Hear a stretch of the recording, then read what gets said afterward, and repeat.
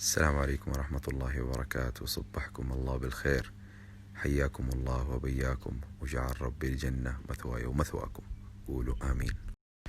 اليوم هو اليوم الرابع لنا في أقصى شمال دولة جنوب أفريقيا، بالتحديد في محافظة ليمبوبو.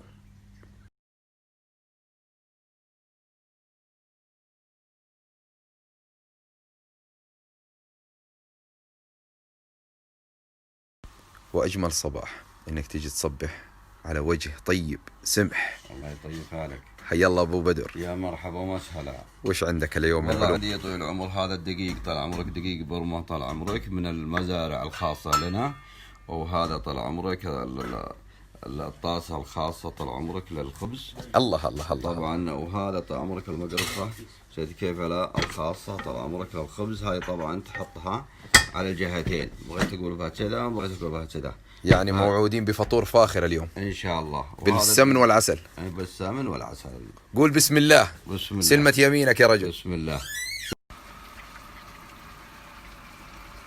والآن بتقفل يا أبو بدر؟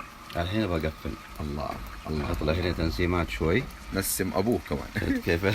وعلى بال ما يجهز القرص وناخذ للشباب تشكيلة وتمور من محلات بنجزة، جزاهم الله عنا كل خير، اللي ما قصروا واعطونا من الخيرات اللي عندهم، جزاهم الله عنا كل خير. وهذه الطحينة ناخذ للتمور ونضبطها.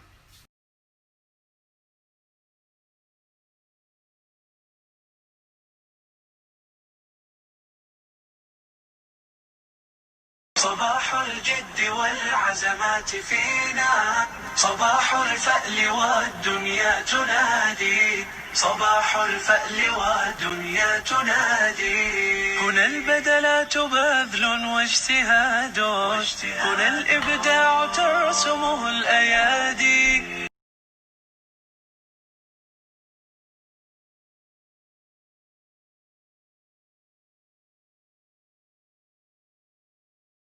يلا صبحهم بالخير يا ابو حمدان. يلا صبحة بالنور والسرور يا ابو هاشم. يلا حيهم. يا مرحبا بك. ايش رايك بلف هذه الاجواء يا ابو حمدان؟ والله شيء خرافي يا ابو هاشم. ايش اقول وايش احكي وايش اخلي. مبسوط من الرحله؟ والله مبسوط يا رب، لك الحمد. يلا الحمد لله الحمد لله. اللهم لك الحمد. الله الله الله. يلا نصبحوا بالخير. يصبحك بالنور. حيا الله جاري الحبيب. يا هلا بالغالي. هلا ابو عقيل. يا هلا. كيف الاوضاع عندك؟ 100. يلا سمباتيك. الحليب بالزنجبيل جاهز والقهوه جاهزه ان شاء الله. الله يسعد صباحك. وصباحك يا حبيبي. وهذول المصورين يا سلام، يرسلوا صباحيات ويرسلوا اهداءات. صباح الخير يا ابو معاذ. صباح النور. يا سلام ما شاء الله تبارك الله.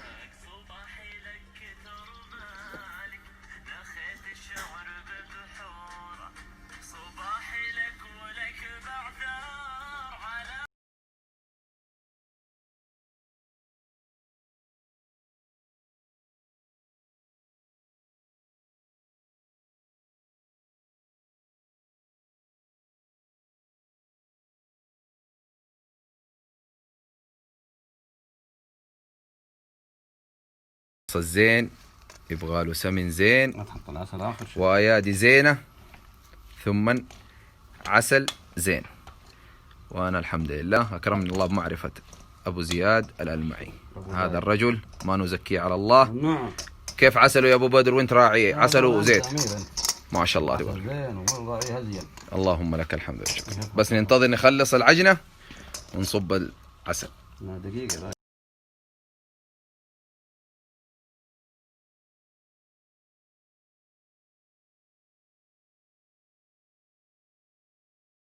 وهدي عسل اي والله، ورد ونثل اي والله، واحلى عسل اي والله، كل الجمل اي والله، يا دنيتي احلى عسل، احلى عسل طعم العسل، احلى عسل طعم العسل، معنى الجديد.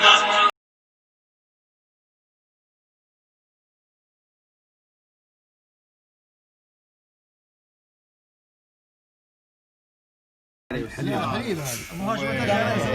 شاء الله ما ترجع له. ما شاء الله. وين الحليب؟ حليب؟ شاي حليب؟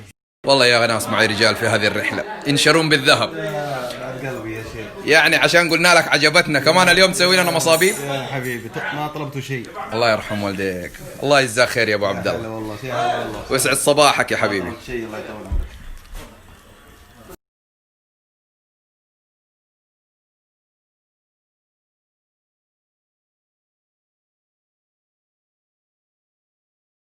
صبحكم الله بالخير. أنا نسيت البارح إني أسوي معاكم لقاء مع راعي المحمية، لكن قبل ما أقول هذا الشيء أبغى أقول لكم حاجة بسيطة يا أحباب للي يعرف حساب أبو العصافير. أنا راعي منتديات وأنا أكتب في التقارير السياحية ولله الحمد كمتطوع وكرغبان وكهاوي من عشرات السنين. فكوني أنا تعمدت إني أضع سؤال الأستاذ هذا الحبيب اللي قال هذا كله دعاية، لو جينا إحنا ما بيعطونا هالأمور. أنا اللي يعرفني ويتابع حسابي ومن قبل كذا، أنا إذا ما لقيت الشيء اللي ألقاه لمتابعيني بعد ما أنا أكون موجود أنا ما أعلن عنه. أتمنى هذه الفكرة توصل للأحباب والمتابعين الجدد اللي أحطهم على رأسي. متابعين القدامى يمكن يعرفوا هذا الشيء، ولذلك أنا تعمدت الآن أسوي لقاء مع راعي المحمية الأستاذ الخلوق المسلم يوسف. Nice to meet you. Assalamu alaikum. Nice to meet you too. وعليكم السلام. What do you say to my followers? Inshallah, you're most welcome to South Africa. Come and experience something very. Okay. This announcement is not for Abu Asafir. This is for everybody. We treat all our clients as VIP clients at El Gondo. This is promise. This is a promise. الرجال يقول لكم هذا مش عرض ولا خدمة لأبو العصافير، لأن أنا أعرف هذا الشيء وأعرف هذه المحمية، عشان كذا أنا اخترتها من بين 6 أو 7 محميات في جنوب أفريقيا، وأنا جيت قبل كذا مرتين صيد هنا. وبالتالي الرجل يقول لكم حياكم الله في جنوب أفريقيا، وهذا مش عشان أبو العصافير ولا جروبه. أي شخص حيجي واللي من طرفنا حيتوصى فيه زي ما هو، وهذه أصلا الخدمات موجودة اوريدي لأي عميل. المشروبات والبهارات والخدمة والشموع وعشر رومانسي كله موجود لعيونكم. وهذا حبيبنا برضو أبو ماهر. حياك الله حبيبي. أنا حبيت بالعنية أحط سؤال الأستاذ عشان تجاوب. لا حبيبي، هذا كل الخدمات مقدمة للجميع، اللي من بعدك واللي من قبلك حتتقدم هذه نفس الخدمات بنفس الجودة، وإن شاء الله متابعينا حيكون والآن عندنا يوم حيكون شاق وحيكون حماسي إن شاء الله بإذن الله. هرمون الأدرينالين مرتفع فوق، حنطلع إن شاء الله في جولة سياحية وصيدية مختلفة بإذن الله عز وجل. والله الأسئلة كثيرة يا حبايبي، بس أعطوني مجال بإذن الله رايح أجاوب عنها. وفي عندي أنا أصلا كلام كثير لكم، الأمن والنقاب والمحمية وجنوب أفريقيا والطقس والمناخ كله عارفه. والله كل الأسئلة اللي في بالكم خلاص خبرة، عارف أنتوا إيش تبوا تسألوا. أعطوني بس وقت وأبشروا من هذه قبل هذه. باي، ورانا صيد.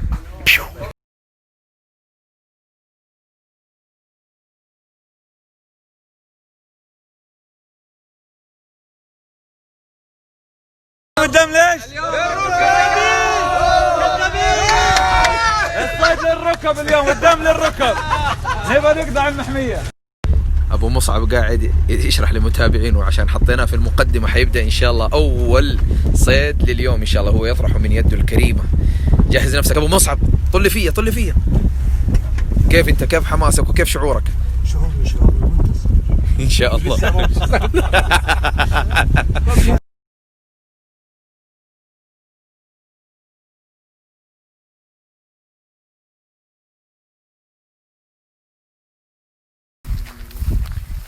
كاو ابو جاسر والله. لا هي نفسها حقته. شوفوا الدم قد ايه يا شباب، شوفوا الدم ما شاء الله. شوفوا الدم. صقعها مع الاصبع اليسار.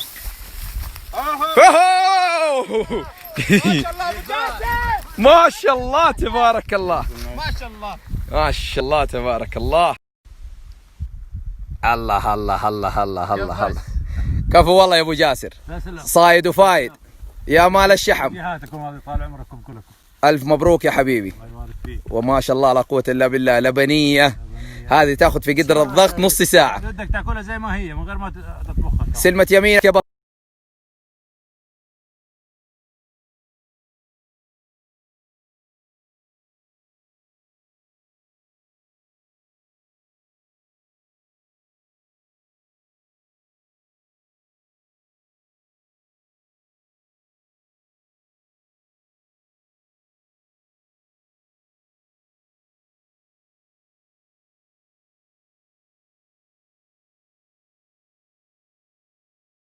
طيب وقفنا في استراحة محارب على قولهم، نروق شويتين.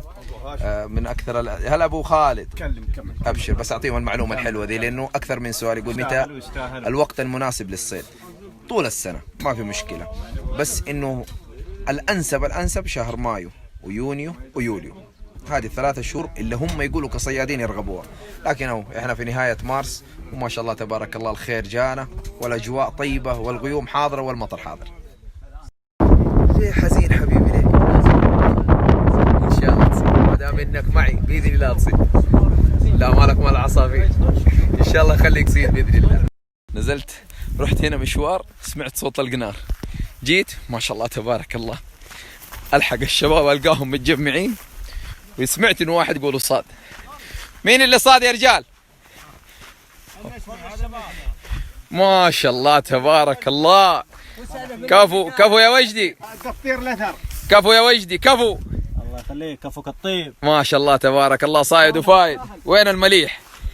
الله الله الله الله الله الله الله. طيب أنا شرحت لكم هي يا إخوان نظري، الآن بشرح لكم هي عملي. الآن هذه الصيدة وهذه الذبيحة دائما أول ما علمونا الرماية قالوا إما الطلقة هنا في الرأس تكون مميتة، وإما في القلب. هذا الكتف، هذا الرجل، وهذا الكتف، سبحان الله فوق الكتف هنا القلب. وحبيبنا وجدي ما شاء الله أصابه في المرمى. كفو يا ذيب، ما شاء الله تبارك الله. كيلو لحم لمتابعينك. والله لا لحظة،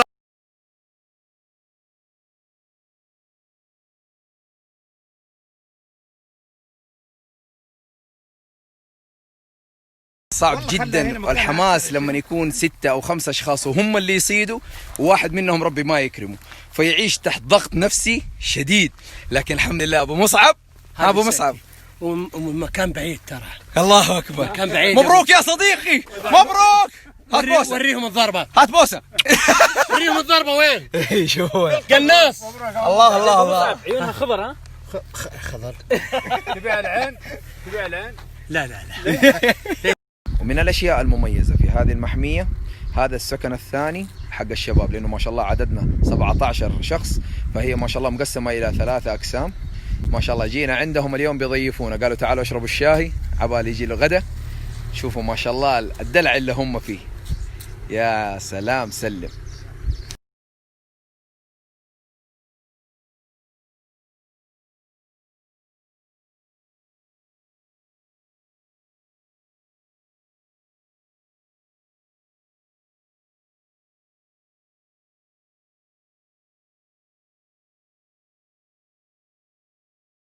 حبيبنا ابو عبد الله الهويمي من سكان الفيلا هذه يقول لي تعال شوف يا ابو العصافير. انا والله ما شفت.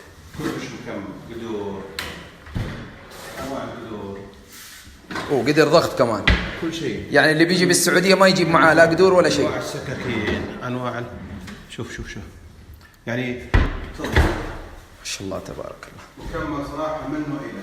يعني مبسوط يا ابو عبد الله؟ النظافه جدا، الله يبيض وجهكم. تستاهلون كل خير. شوف البهارات، انواع البهارات، انواع ادوات الطبخ. وزي ما قلت لكم يا احباب هذا الشيء لجميع. القدور الكبيره تحت تبغى تطبخ ذبيحه اذا بغيت. ما شاء الله تبارك الله. شايفين يا اخواني هذا لجميع اي عميل بيجي. ايش تقول يا ابو عبد الله؟ الشيء الثاني شوف المنظر الجميل هذا على الغرف، على الصاله طالعه. شوف عندك هناك واحد القرن الصباح اليوم طلعت حصلته هنا موجود. هذه الغرفه والجلسه الخارجيه. ما شاء الله. تفضل شوف الغرف، تفضل. والله انكم مدلعين يا ولد. ها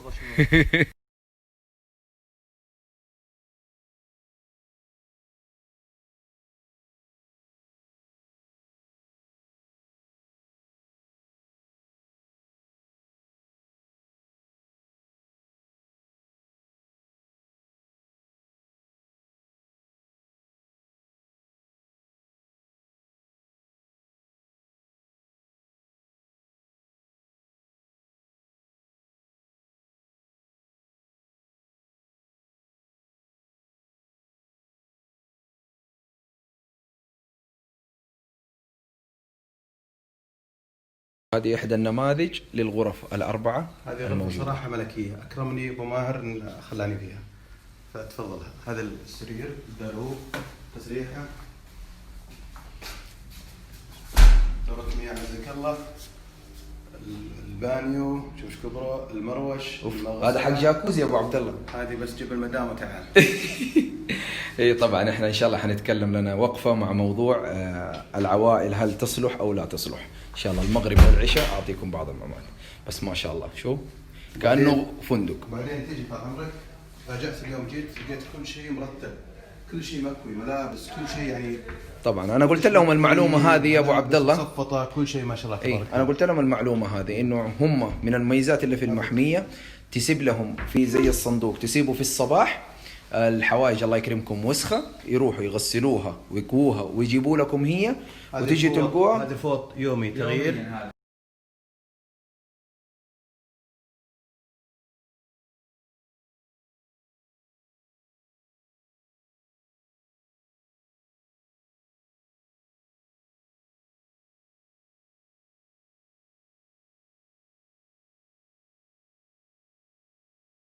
يكون نايم في الصباح هنا، وهذه الإطلالة اللي يصبح عليها.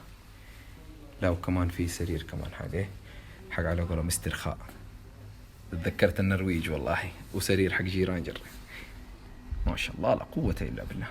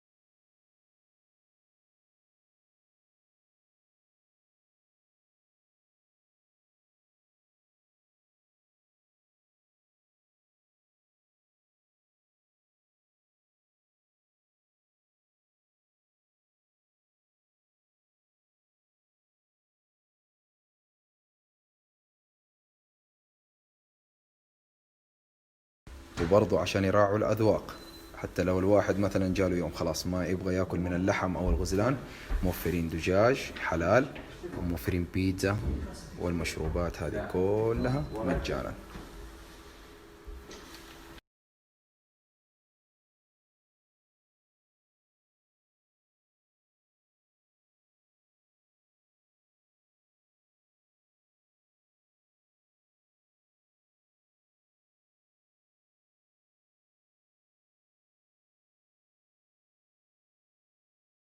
هنا هذا المسبح الخارجي بس مغطى.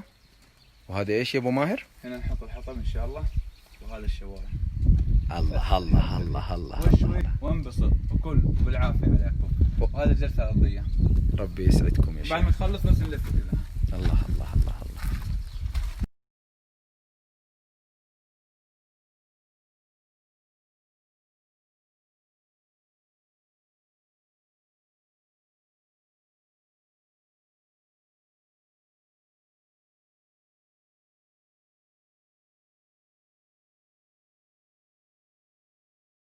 وحتى تعيشوا الجو الأفريقي وسط البراري الأفريقية، ما راح هذا الشيء على بال أهل المحمية.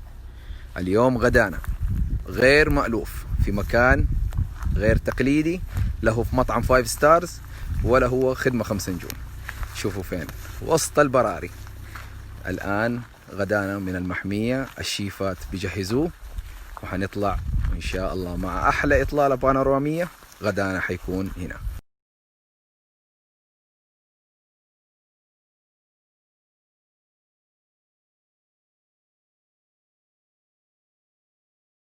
تفضلوا يا شباب، يا هلا وغلا ومسهلا. الله الله الله الله. والله أقول يا ربي لك الحمد ولك الشكر. أتمنى علينا. وحتى من الأشياء المميزة إنهم حطوا هذه العريشة أو هذا المبنى الجميل الأفريقي في منطقة تعتبر مثل المحمية، يعني ما في أي خوف بعد الله عز وجل.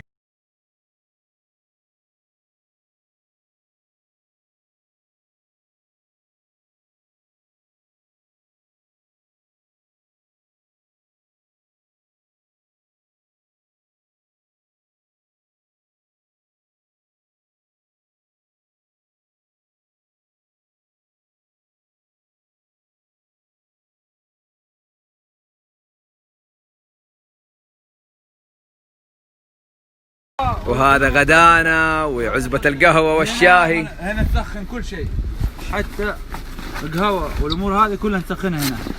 ما شاء الله تبارك هذا جهاز التسخين والطبخ. يا سلام يا سلام، كله جديد. هذا جهاز التسخين والطبخ.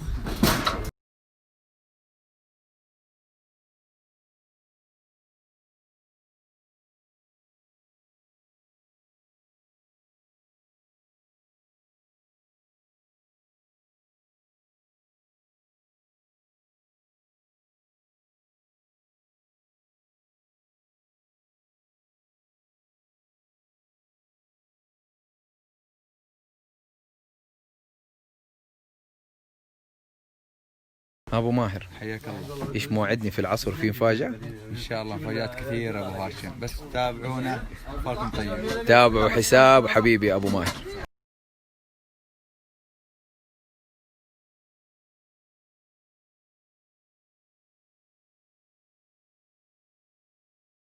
فك يا ابوي، فك يا حبيبي. حياك الله يا ابو. الله يبقيك. اليوم راحت الإطلالة بانورامية وغدوة محترمة. وهذا سمك. سمك. أنا عارف، قلنا لهم غيروا حطوا سمك. وهذا الله الله الله الله. وهذا الشاي إن شاء الله الكايف بعد الغدوة.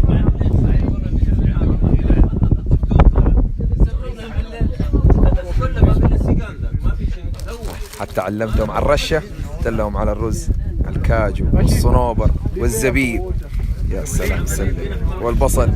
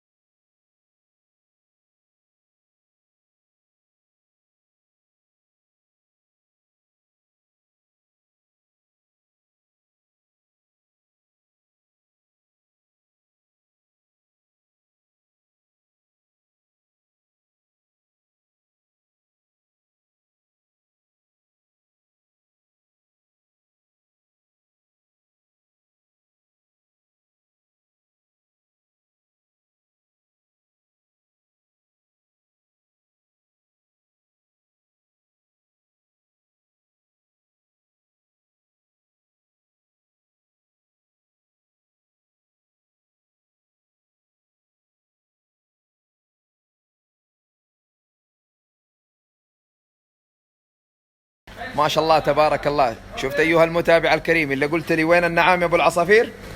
هذا هو النعام، خوينا والغالي علينا أبو بدر، بيض الله وجهك وصايد وفايد، ما عليك زود، كفو ما عليك زود. هذه النعامة ما شاء الله لا قوة إلا بالله، أكرمنا الله بها عز وجل. وبكرة عندنا عزيمة غدا محترمة في مكان محترم إن شاء الله نوريكم إياها.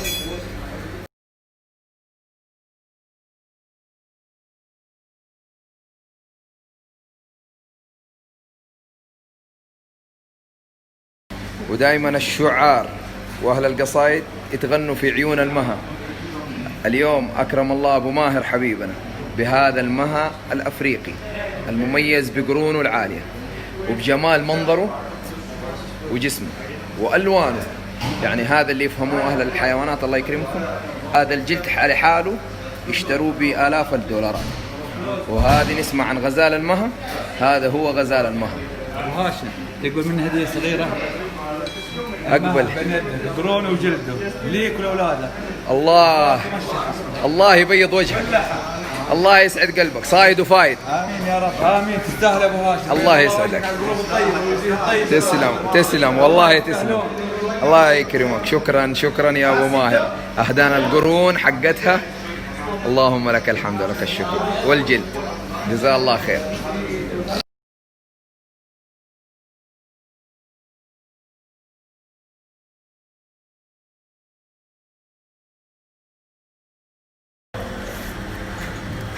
ما شاء الله لا قوة إلا بالله.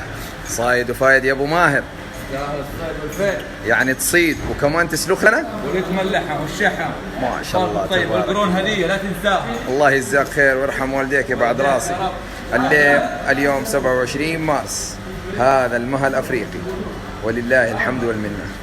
ان شاء الله باذن الله تكسب اجر حتى الناس الضعاف يا ابو ماهر، لانه الزايد زي ما قلنا من اللحم ما شاء الله لا قوه الا بالله. راعي المحميه يعرف الكثير من القرى الفقيره اللي دائما يقولوا متعاونين معهم يوصلوا لهم الزايد من اللحم.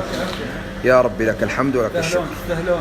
حبايب قلبي، أنا ذكرت هذه المعلومة أول ما وصلنا، لكن نعيدها لعيون المتابعين الجدد لأنه كثير تكرر السؤال: هل هذا الصيد بفلوس أم لا؟ العرض لما وضعناه واتفقنا مع راعي المحمية وضعنا إنه لكل عضو، إحنا ما شاء الله تبارك الله 19 رجال، كل شخص له غزال إمبالا من نوع إمبالا مجانا، وللمجموعة كاملة 4 حيوانات كبيرة. ما زاد عن ذلك اللي له رغبة زي في مع الشباب، بعض الشباب تورطوا مع أرحامهم وأقاربهم وأصحابهم، فكانوا بيشتروا وزنات زيادة، هذه هي اللي ندفع عليها زيادة. لكن العرض والسعر اللي كان محطوط الحمد لله رب العالمين في الباكيج كان شامل هذا الشيء. وصلت المعلومة؟ فاللي يبغى يصيد في عندهم قائمة للأسعار، $300 $400 وانتم ماشيين. زي المها العربي كان غالي صراحة، عفوا المها الأفريقي 1200.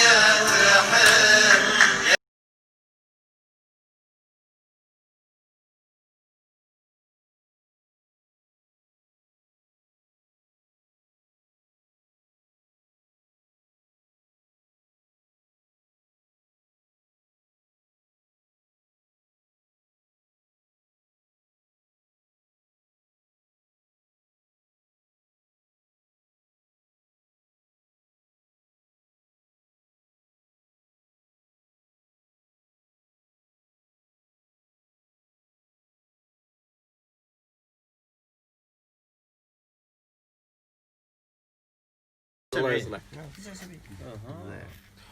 والله ونعم يا ابو بدر. ما عليك دور. تفضل يا ابو عبد الله. الله يعافيك. اخوكم احمد عبد الله الشهري من مدينة تبوك.